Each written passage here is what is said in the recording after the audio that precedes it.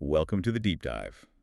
Today, forget the usual policy briefs, forget dry market analysis. Yeah, we're going somewhere else entirely. We are plunging into a world that's, well, it's far more immediate, more volatile. We're talking about that eternal conflict between a pure creative vision. And the suffocating demands of the market. We've got our hands on this raw transcript from a music production crew, 786 Music, and it captures weeks of tension that all boiled over into this one moment that, just blew up their whole operation. And that tension for you is really the perfect distillation of the struggle every creative person faces. We've got a whole stack of sources here detailing this. Escalating pressure from a major label. And it all came down to one question. Just one question. How much of your soul are you willing to trade for success? So our mission today is to unpack the events that led to what looks, from the outside, like an act of profound self-sabotage. But from the inside? Maybe not. Maybe it was liberation. We're going to try and find that line between a necessary compromise and, well, complete creative erasure. And we're going to start right at the explosion. 3 weeks into this major label collaboration, a project worth $50,000. Which is a life-changing amount of money for an underground crew like this. And their lead producer, a guy known as Static, he just deletes the entire thing. Everything. All 27 versions, the stem files, gone, wiped from the server. His only explanation, a single cold line. 3 weeks of selling out. That one action, it just turns this whole thing on its head. To really get the gravity of that, you have to understand Static's musical identity. He says the sound is experimental tech house, glitch, weird shit. And we should probably pause there. For you listening, glitch music it's not your typical dance music. It's built on intentional digital errors, sounds that are meant to be uncomfortable, surprising. It's not safe. Not at all. It's challenging by design. It's the opposite of mainstream EDM. Right. So when that $50,000 shows up, that experimental purity is suddenly on the clock. And you can just trace this slow decay through the label's demands.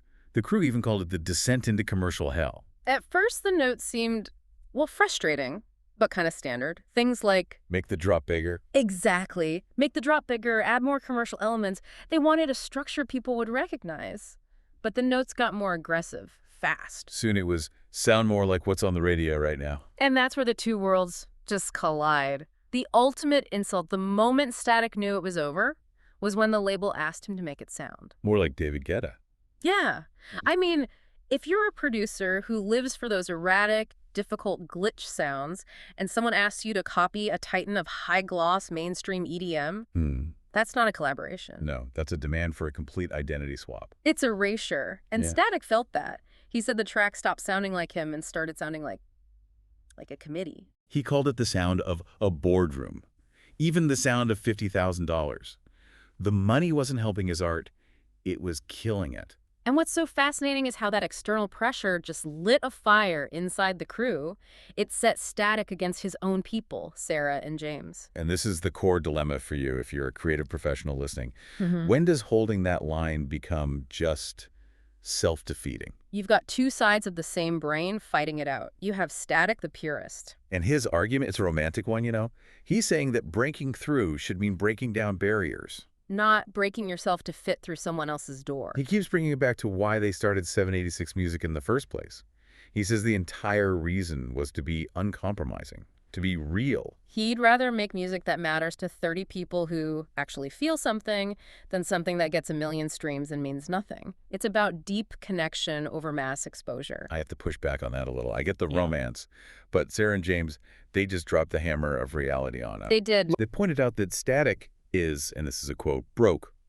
He's eating ramen and sleeping on a couch in his own studio. That is the pragmatic counterargument. And Sarah delivers the most brutal line in the entire exchange. She just says, music that no one hears doesn't matter. Oof. Yeah. She's saying impact is the goal, and you need an audience for that. They point to the commercial track, version 27, and they say, look, it sounds professional. It could actually break them through. That's the tension. You want your art to be pure, but you also want a platform. If the door to that platform is asking you to change just 20% of your sound, is it really integrity to say no? Or is that just fear? For Static, it was the slow chipping away, the gradual standardization. And the whole thing hits its tipping point. Not from a label note, but from an internal one. From Sarah. Right. She was just trying to polish the track, to get it over the finish line. And she suggests he make the sidechain compression tighter. Which sounds super technical, I know, but for you listening, this is the whole conflict in a nutshell. So break it down for us. What is sidechain compression? And why did making it tighter feel like death to him? Okay, so sidechain compression is that pumping, driving feel you hear in a lot of dance music. It's when the bass line's volume ducks or gets lower every time the kick drum hits. It creates that pulse. Exactly. It's the industry standard.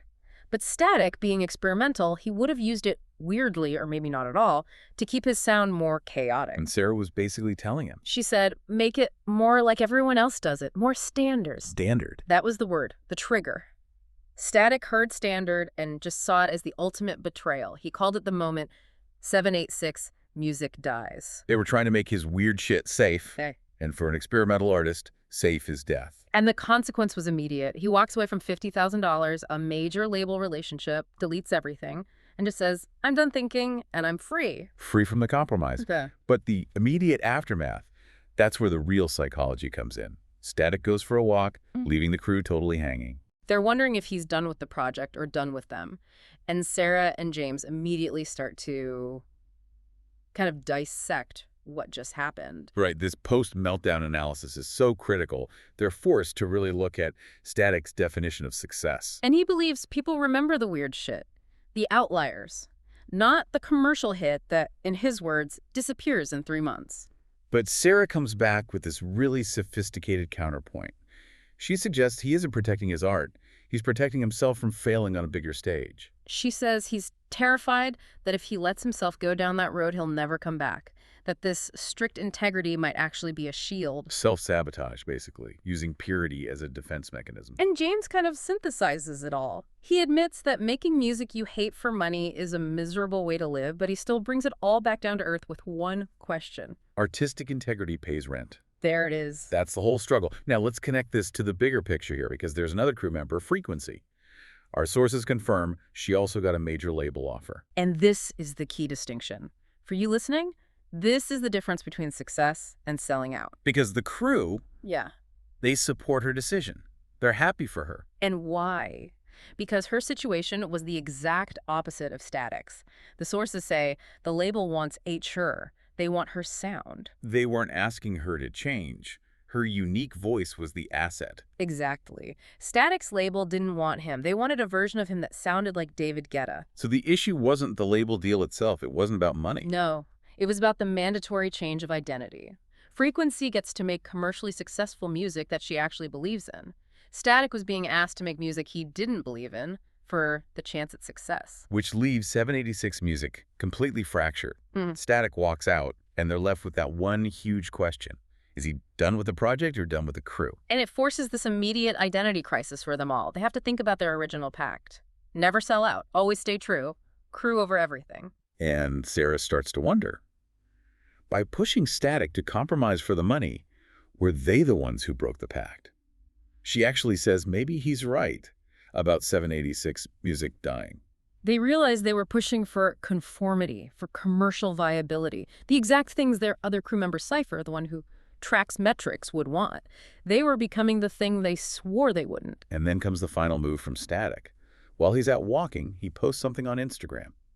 It's short. It solidifies his decision, but it just deepens the mystery. Underground dies when it gets discovered. I'm out. I'm out, and you're left wondering, out of what? Exactly. Out of the project, or out of 786 music entirely.